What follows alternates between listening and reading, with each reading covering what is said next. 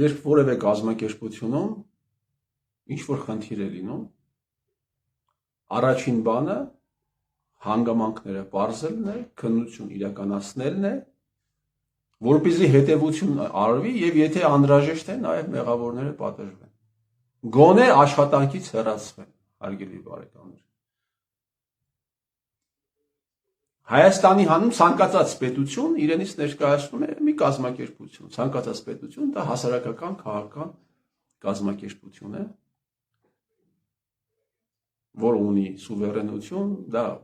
սահմանումներից մեկն է, սուվերենություն, որոշակի տարածքի վրա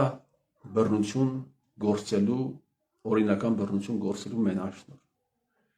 Հիմա Հայաստանի Հանրապետությունում տեղի է ունեցել եւ տեղի է ունենում մեծ մասշտաբի հանցագործություններ, որոնք ազդում են հազարավոր մարդկանց կյանքի վրա, հազարավոր մարդկանց առողջության վրա, հազարավոր մարդիկ կյանք են կորցնում, տնավեր են դառնում, բնավեր են դառնում եւ տարբեր մարդիկ կոչ են անում, խնդրում են, պահանջում են, որպեսզի քննություն իրականացվի։ Եվ այդ քննությունը առաջին հերթին պիտի իրականացվեր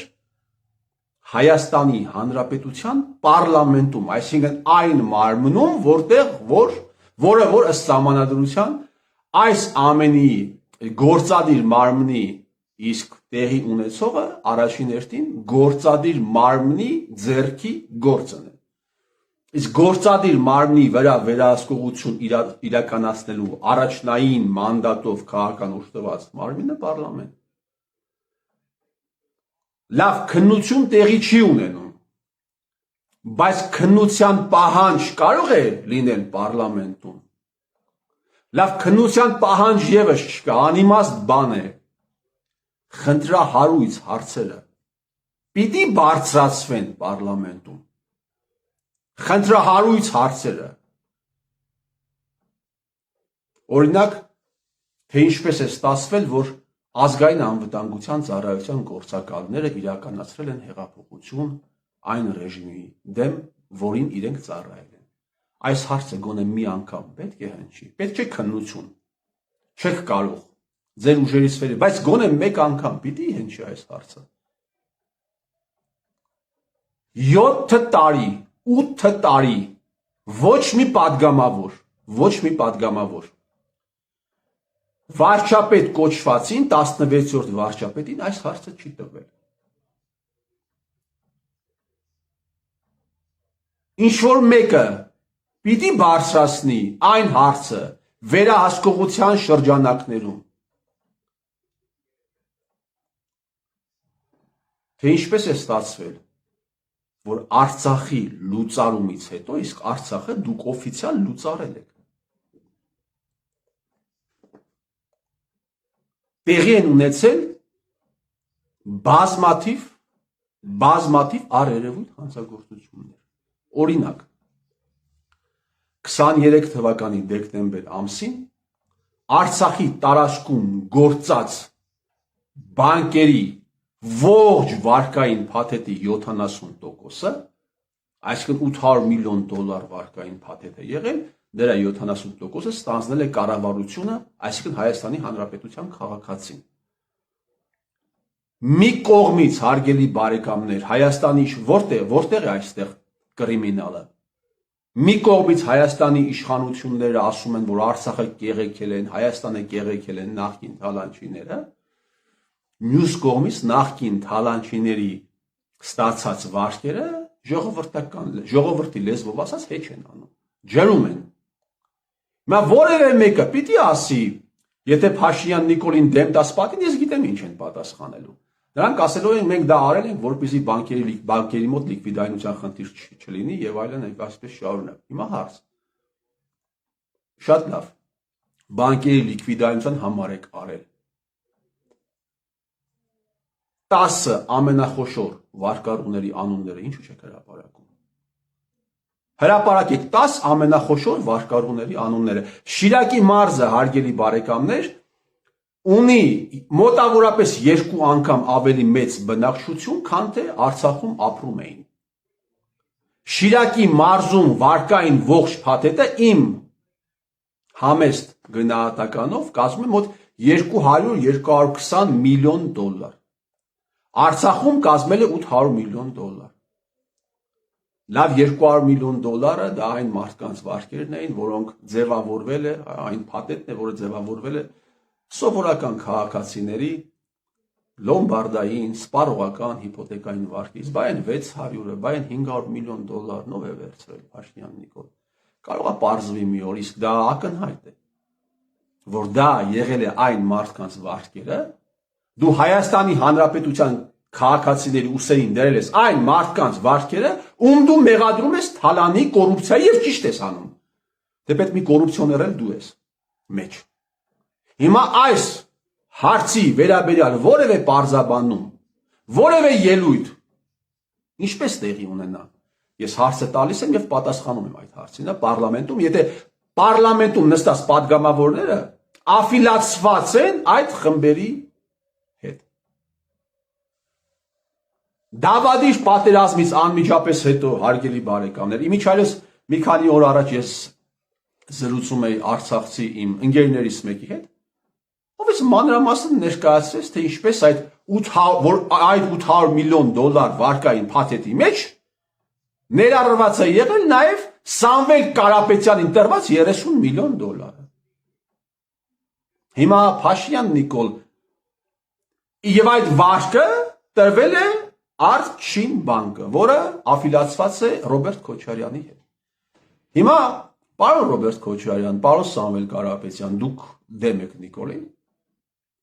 բա այս ինչի է ձեր վարկերը ջրում, ձեր տոքսիկ ակտիվները վերցնում կառավարությունը իշխպատասխանատվության ներքո, ինչի։ Արցախում, հարգելի բարեկամներ, սա ես ամենը ասում եմ, որպեսզի դուք ձեզ համար պարզ լինի, թեպետ բնակչության 80-90%-ի համար պարզ է։ Պարզ է արդեն, ինչ է տեղի ունեցել։ Արցախում արձանագրվել են դեպքեր, երբ որ մարդիկ իրենց հեկերը վաճառել են ադրբեջանցիներին եւ Հայաստանի Հանրապետության կառավարությունից կոմպենսացում են ստացել։ Եվ էլի զերո հետևանք։ Եվ երբ որ բարձրացնում ես այս հարցերը, այստեղ Գյումրիում իմ ընկերներից մեկը Վալերը Խաչատրյան այս հարցը բարձրացրեց падգամավորներին տվեց Հայաստան Դաշինքի, Հայաստան խմբակցության։ Դե եւ ինչ պատասխան ստացավ։ Եկեք չփորփրենք անցյալը։ Եկեք հայաստանցի արցախցի բաժանում չանենք։ Ոչ ոք չի բաժանում իրականացնում։ Եվ ցանկություն չկա անցյալը փորփրելու։ Ուղղակի պետք է հանցագործները իրենց իրականացրած հանցագործությունների համար կրեն պատիժ։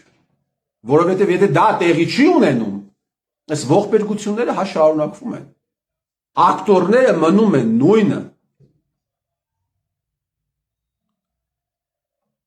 Եվ այս հարցերը, հարգելի բարեկամներ, բազմաթիվ են։ Բազմաթիվ հիմա այսպես առանց պատրաստվելու կարելի է մոտ 20 մասշտաբային խնդրահարույց հարցեր նշել, որոնք ոչ բարձրաձայնվում են, ոչ քննվում են, բացարձակապես։ Այսինքն հանցագործություն առերևույթ իրականացրածները չեն պատժվում, շարունակում են էլի իրենց հանցավոր գործունեությունը։ Եվ երբ որ այս հարցերը դու ես բարձրացնում, դու դառնում ես ընդդիմության պառակտող։ Այդ ով է ընդդիմություն։ Ով է ընդդիմություն։ Այն մարդիկ, ովքեր միլիոնավոր դոլարների վարկեր են ստացել եւ Փաշինյան Նիկոլի հետև ձեռքով այդ վարկերը հեչ են արել, այդ մարդիկ ընդդիմություն են։ Բայց ինչի իմ վարկերը չջրես Փաշինյան Նիկոլը։ Դուրս է գալիս, ասում է. ես եկեղեցու համար, եկեղեցու դեմ պայքարողների դեմ խոսեցի, եւ եկեղեցու համար արդեն մի տարի մոտավորապես կալանքի տակ եմ։ Արդեն որի՞որ տարին է։ Որի՞որ տարին է արդեն։ Ձեր մեկ այլ այսպես կոչված օլիգարխ գործընկերը Ծառուկյան Գագիկը ոտնահարելով հայ առաքելական եկեղեցու ավանդույթները որոշել է տեղադրել Հիսուս Քրիստոսի արձանը։ Եվ ես վստահորեն ձեզ ասում եմ, սա ավելի մեծ հարված է եւ նա սա անում է Փաշինյան Նիկոլի ձեռքի տված։ Ես վստահ եմ, որ պատվերը նույն կենտրոնից է։ Կաթոլիկ այս ավանդույթի բերումը Հայաստան եւ Փաշինյան Նիկոլի արածը եկեղեցու նկատմամբ կառավարվում է, ուղղորդվում է նույն կենտրոնից։ Ու միգուցե Ծառուկյան Գագիկը չի հասկանում, բայց ուղղորդվում է այս ամենը։ Հիմա դուք խոսում եք նրա մասին, որ եկեղեցու համար եք պայքարել, դրա համար դատապարտվել եք պարոն Սամվել Կարապետյան, բայց ինչ եղավ Ծառուկյան Գագիկի արածը, ինչ չեք խոսում դրա մասին։ Այն մարդիկ, ովքեր Նիկոլ Փաշինյանի արածի դեմ հուշկու պայքար էին տանում, գնում էին բանից, Էջմիածնից լայվեր էին մտնում, բան, մեր կուսակցությունը եկեղեցու կողքում է, գնացել է հիմա մտել է Ծառուկյան Գագիկի թևի տակ։ Ել չես պայքարում Թևանյան Անդո։ Ծառուկյան Գագիկը ոչ պակաս վնաս է հասցնում հայ առաքելական եկեղեցուն, քան Նիկոլ Փաշինյանը։ Ել չես պայքարում։ Հիմա այս հարցերի մասին չի կարելի խոսել, որովհետև դեմը ընտրություններ են։ Այս պահի դրությամբ, հարգելի բարեկամներ, այս պահի դրությամբ մենք միասին խոսում ենք իրար հետ, հաղորդակցվում ենք։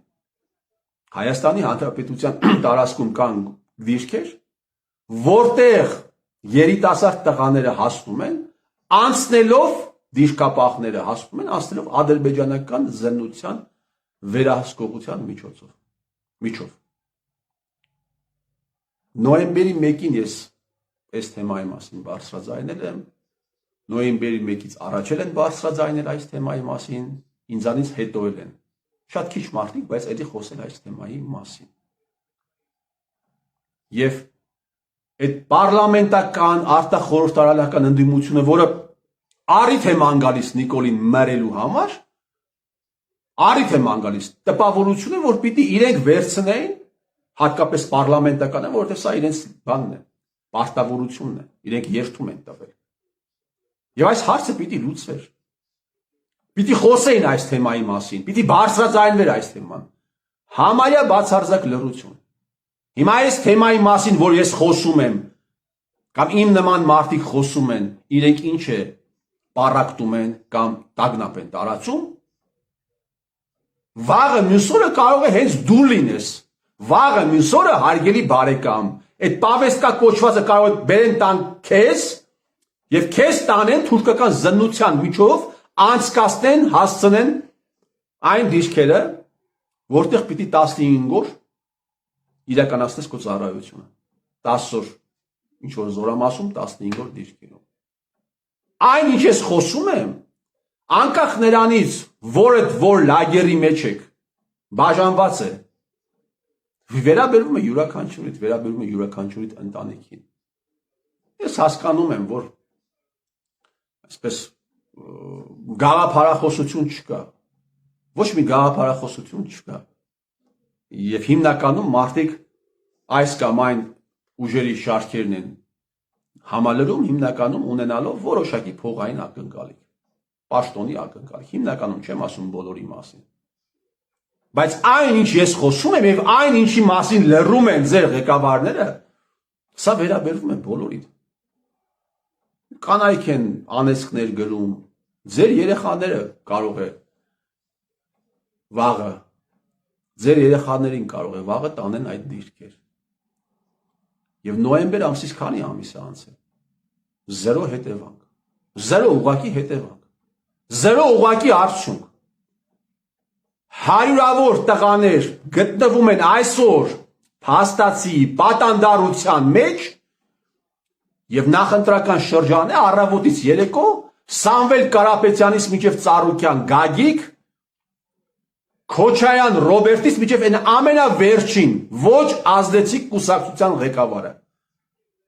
պիտի խոսեին այս թեմաների մասին։ Թե ինչ արհավիրք է բերում Նիկոլ Փաշինյանը Հայաստանի Հանրապետությանը։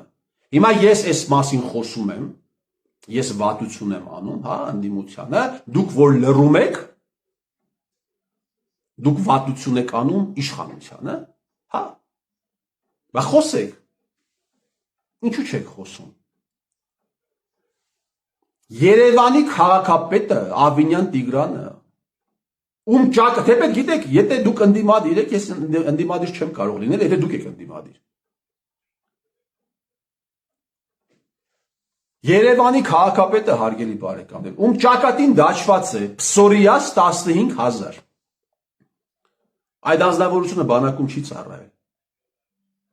Պավեստկաներ է բաժանել տալիս, իրավունքը չունենալով դրա։ Ինչպես կարող է մեկը բանակից խուսափի, բայց պավեստկաներ բաժանել տա։ Դա որ իրավունքով է, դա որ բարոյական նորմով է։ Այս ավանդույթը դուք եք դրել։ Նիկոլ Փաշինյան, Սերժ Սարգսյան, Ռոբերտ Քոչարյան, Լևոն Տեր-Պետրոսյան, այս ավանդույթը դուք եք դրել։ Մենք ունեցել ենք պաշտպանության նախարարներ բանակում չծառայած։ Այդպես կարող է լինել։ Կամ կիսատ ծառայած, բանակից փախած։ Բանակից փախուստի համար քրեական գործեր հարուցված ու նկատմամբ հարուցված եղել քրեական գործեր։ Վիգեն Սարգսյան օրինակ, Պապիկյան Սուրիկ օրինակ։ Հիմա այս անձնավորությունը չունենալով որևէ բարոյական իրավունք պավեստկա բաժանելու, որովհետև ինքը մերժել է բանակը։ Ինքը հիմա զինվորական ծառայության է հրավիրում եւ ուղարկում այդ թվում Սև լճին հարող տարածքներ։ Ավինյան Տիգրանը չունի Երևանի ավագանյուն նույնիսկ մեծամասնությանը մոտ թիվ չունի ուղղակի։ Չունի։ Բայց Ավինյան Տիգրանի նկատմամբ իմպիչմենտի գործընթաց, անվստահության գործընթաց չի սկսվում։ Անվստահության ոչ թե իմպիչմենտի։ Իմպիչմենտի գործընթացը Նիկոլ Փաշինյանի նկատմամբ չի սկսվում։ Բայց այդ դնենք կողքի։ Ավինյանի նկատմամբ անվստահության գործընթաց չկա։ Բազմաթիվ խնդիրներ կան, իմ ասած խնդրից սկսած, մինչև կոռուպցիոն սկանդալներ։ Եվ այս հարցը երբ բարձրացնում ես, դառնում ես վատամարդ եւ հազար ձևի պատճառաբանություններ են բերում։ Հազար ձևի պատճառաբանություններ։ Որը էլի գալիս է հանգեցնում է մեկ բանի։ Մենք գործ ունենք մեկ հրեշավոր մարմնի տարբեր օրգանների, տարբեր մասերի, տարբեր ֆրագմենտների հետ։ Եվ այս մարդիկ իրենց հանցավոր գործունեությունը կշարունակեն այնքան ժամանակ, մինչև ընդհանրապես երկիրը վարի գնա։ Այնպես ինչպես Արցախում։ Այնպես ինչպես Արցախում 23 թվականի հարգելի բարեկամներ էթնիկ զտման Արցախում տեղի ունեցած ողբերգության պատրվակը տվել է Հայաստանի Հանրապետությունը։ Հայաստանի Հանրապետությունը։ Փաշինյան Նիկոլը 22 թվականի հոկտեմբերին ճանաչել է Արցախը Ադրբեջանի կազմում դարձյալ Հայաստանի Հանրապետության անունից։ Թող ոչ մի դաշնակ մաշնակ հանկարծ իրեն սրբի տեղ չտնի եւ ասի, որ սա իր հետ բացարձակապես կապ չունի։ Նիկոլն է ճանաչել։ Նիկոլը Հայաստանի Հանրապետության անունից է ճանաչել։ Այդ թվում ձեր անունից։ Եվ մենք գործ ունենք ահա այսպիսի մի սպրուտի հետ։ Հրեշավոր մի կենթանու հետ։ Եվ սա է, այս ամենը նկատի ունենալով եմ ես ասում, որ հային պետք է հայից փրկել։ Ընդամենը մեկ դրվագով դուք պատկերացնում եք 30 միլիոն դոլար կառավարությունը բան է անում, դուրս է գրում վարկը։ Բանկն է դուրս գրում, կառավարությունը ստանձնում է։ Ես հիշում եմ 2016-17 թվականներին, երբ այստեղ քաղաքապետի ընտրություններն էին մասնակցում, հաշվարկ ունենք, որ Գյումրի քաղաքի անհրաժեշտ բոլոր այն մինիմալ խնդիրները լուծելու համար անհրաժեշտ էր 50 միլիոն դոլար։ հսկայական քաղաքի հսկայական խնդիրները լուծելու համար $50 միլիոն, որը չէր գտնվում։ Չկար ուղղակի։ 37-38 տարի անց Գյումրիում ոչ միայն կան հարյուրավոր ընտանիքներ, որոնք ապրում են տնակներում, այլ դեռ փլատակներից ազատված չի քաղաքը, հասկանում եք, հարգելի բարեկամներ։ Դեռ փլատակներից ազատված չի։ Կան 10-րդ դասարանի աշակերտներ, այսօր Գյումրիում կան 10-րդ դասարանի աշակերտներ, ում ծնողները երկրաշարժը չեն տեսել, բայց քաղաքը ազատված չէ փլատակներից, ասում են փող չկա։ Ես հիշում եմ Փաշինյան Նիկոլի մեր առաջին վեճերից մեկը Գյումրու խնդիրներին էր վերաբերում, դա 20-30 հոգու ներկայությամբ էր, եւ ինքը այն կարծիքն ուներ, որ Գյումրու խնդիրները պիտի լուծեն գյումրեցիները, ինչ որ ֆոնդեր պետք է ձևավորվի եւ մասնավոր անձինք պետք է լուծեն եւ այլ ոչ թե պետությունը։ Հետո իհարկե ինքը իր որոշումը փոխեց, իր կարծիքը փոխեց, ինքը մոտավորապես իր ընկերների 10,000 բուկլետ բաժանեց Գյումրիում, որտեղ գրված է թե ինչպես պետք է լուծել այդ խնդիրը, բայց դրանից հետո էլի բերեցին, կարգեցին իրեն վարչապետ եւ ինքը դարձավ էլի իր նախկին մտքին։ Բայց այսպես կոնվեյերի վրա դրած նախկին թալանչիներին ծառայություններ է մատուցում եւ պայքարում է նախկին թալանչիների դեմ եւ վերջում։ Ասում է Կարապետյանի թիմը ներգրավել է աշխատանքների մեջ Արթուր Ավանեսյանին, լեգենդար, ասում են լեգենդար հետախույզ են, ընդհանրապես Հայաստանի Հանրապետությունը լեգենդների պետությունն է, բոլորը լեգենդ են այստեղ, լեգենդար ժուրնալիստներ, լեգենդար հետախույզներ, լեգենդար գեներալներ, լեգենդար հրամանատարներ, լեգենդար դեպուտատներ, լեգենդար օլիգարխներ եւ այսպես շարունակ, լեգենդար լեգենդներ։ Մեկից ակտիվացան նիկոլականները, բա Կանդազը, ինչպես իրենք են ասում, հա, մականուն այդ հետախույզի Կանդազը, ասում է Կանդազը 2008 թվականի մարտին ինքը եղել է այն զորքերի մեջ, որոնք բերվել էին Երևան ցուցարարներին ճնշելու համար, այն որ Արցախից զորք է բերվել, դա փաստ է։ Դա փաստ է։ Դա ապացուցված է, ապացուցման կարիք էլ չկա, հարգելի բարեկամներ։ Դա փաստ է։ Եվ շատ հնարավոր է, որ այո, այդ մարդը եղած լինի այդ զորքերի մեջ, հիմա հարց։ Մարտի մեկը բացահայտած ստահակներ։ Ախր ձեր ամեն խոսքը իրականում վնաս է ձեզ։ Բա որ այդ անձնավորությունը եղել է այդ բաների մեջ, զորքերի մեջ, այդ անձնավորությունը ինչու է միջև հիմա ազատության մեջ։ Բա որ Արցախից զորքեր են բերել այստեղ ճնշելու համար, դուք էլ ասում եք բացահայտվել է։ Սերժ Սարգսյանը այդ գործերով ինչու չի անցնում։ Հովիկ Աբրահամյանը այդ գործերով ինչու չի անցնում, թե իրենք կապ չեն ունեցել այդ ամենի հետ։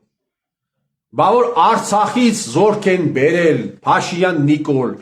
այդ զորքերը բերողների վարկերը դու ինչու ես ջրել։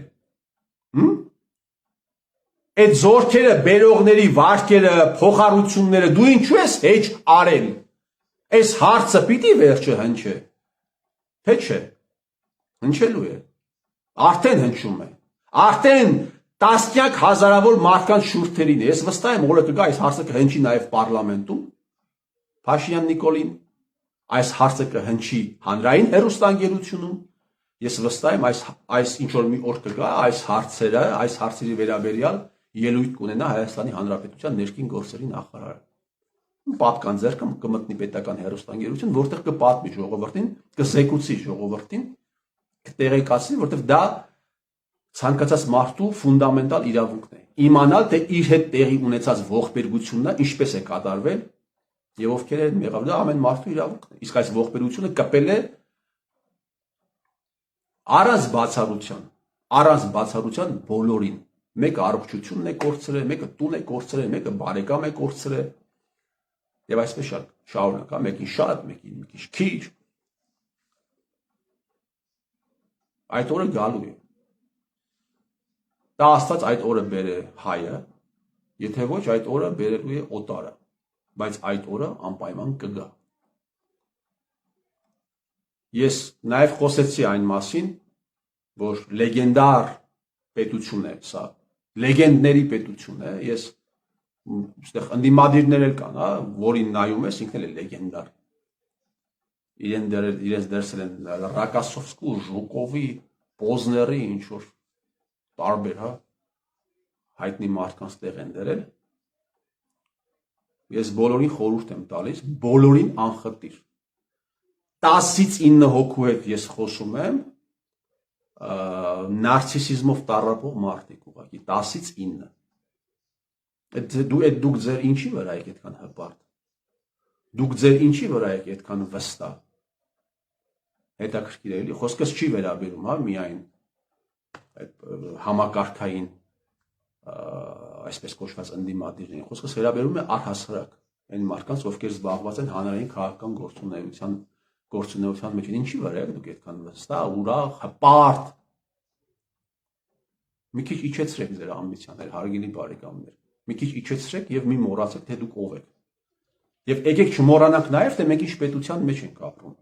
Ցանկացած նորմալ մարդ չի կարող, ցանկացած մեկը չի կարող այս հարաբերությունների մեջ ապրել եւ մանիե վիլիչը, հա, կոչվում է, դրանով տարվել։ Որ դուք հիվանդ չեք, հարգելի բարեկամներ, դուք հիվանդ եք։ Դուք ձեզ մի հատ հայելու մեջ նայեք, դուք պետությանը մի հատ կողքից նայեք, դուք տեսեք, թե ինչ հանցագործություններ են տեղի ունեցել մեր հարևանությամբ, մեր կողքը, եւ մենք դա թույլ ենք տվել։ Ինչի վրա եք դուք այդքան հպարտ։